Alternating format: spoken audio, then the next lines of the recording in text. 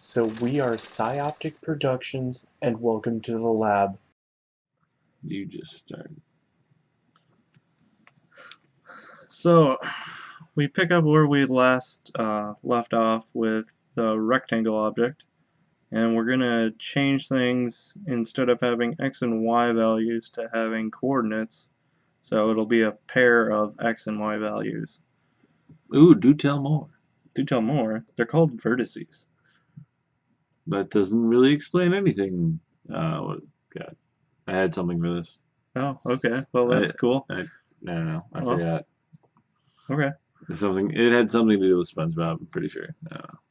Anyway, so we need to create a new object coordinate, and in its constructor we're going to have to take an x and a y and make it part of the object.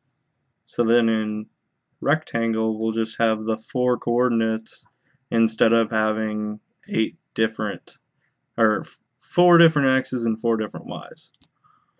So Okay, but you also could have just made those into an object, and then you could have just done it more appropriately. Just saying. explain yourself. What do you mean? You don't remember when we just made an object that we passed in?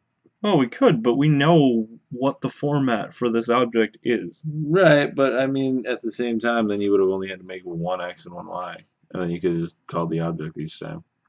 No. Yeah. No. You like This that? is the more correct way to do it. We're not just storing a whole bunch of data, we're storing ordered data. Alright, fine. Be that way. Yeah. Alright, so what are you doing now? Well, we have to add the toString method to here, which will give out the x and y values, because rectangle will no longer have the x and y values itself, so it will call coordinate the coordinates toString method, and then it should print it out for it. I kind of halfway remember you saying that you almost always create a toString method whenever you write something, because it's just easier to view the information that's stored there. Yeah. Mm-hmm. Pretty much. Honestly, I think you make it too often, but you know, that's just me. Hey, it's better to be prepared than not. Right, but writing a toString method takes like 2 seconds. Right. So I just took the 2 seconds and did it right away, instead of waiting till later. See all that effort that you put in? No. That's the problem. Okay, so code comments, let's see, the following vertices, the 4 vertices of the rectangle. So we won't need this x naught, y naught business, so I'm going to code comment it out. Okay. Which I finally figured out the key combination before I hit edit, but whatever.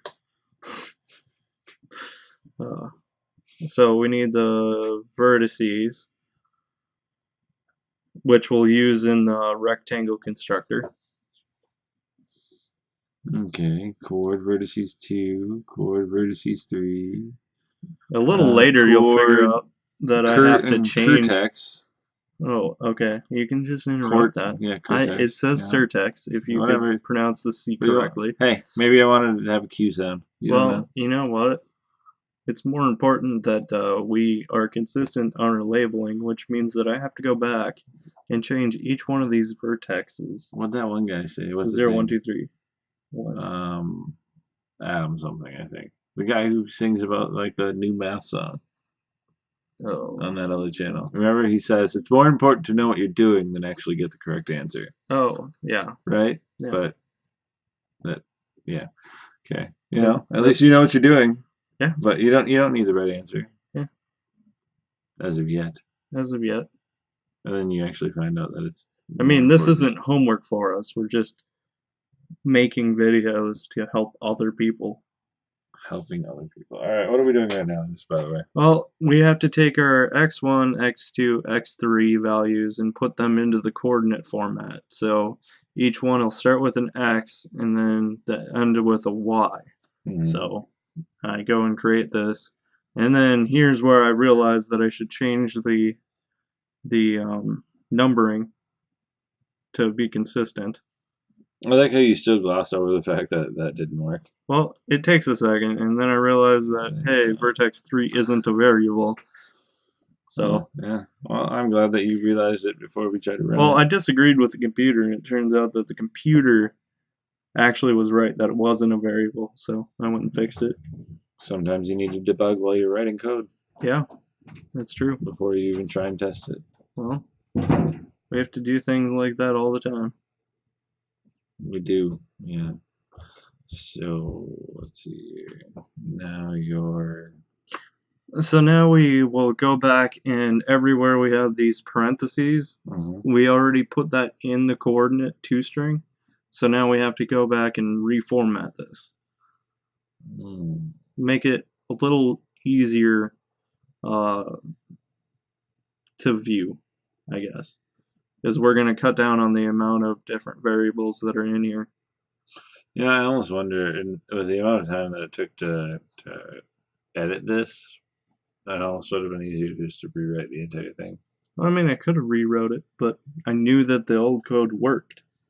You could have commented that out, then you had that stored for later in case you ever needed it. Well, I did not do it that way. Fair enough. Okay, so still editing this. Yeah, that's exciting. I got a Raspberry Pi recently, in case you didn't know. Yeah. Yeah. My entire family thought it was literal pie, and that was actually pretty funny for me, because they were just like, "You bought one from Amazon." I'm like, what? What are you talking about? That's great. Has nothing to do with this. You don't know. Well, I mean, like, what are we gonna do right now? Well, we're not doing this on a Raspberry Pi, so it's kind of a weird transition. Well, they wouldn't have known that. I mean, they do now. Yeah, but Eclipse also works on Raspberry Pi. Well, see what your problem is? Have you gotten it to work? I couldn't get it to install. I will be honest.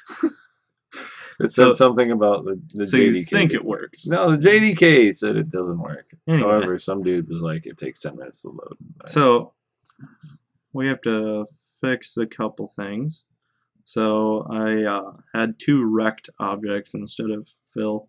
So I had to go and change it so that way rect and fill would show up. And then you forgot to reference fill at that point in time, right? Yeah. Copy and pasting. Sometimes you still have to go back and redo it. But I realized here that I could take out like 0.1, 0.2, 0.3, and 0.4 and just put it in coordinate itself as a name. So we have to add that. We have to add that to the constructor, which is fine. It doesn't take that long. And then we want to copy that same format into returner,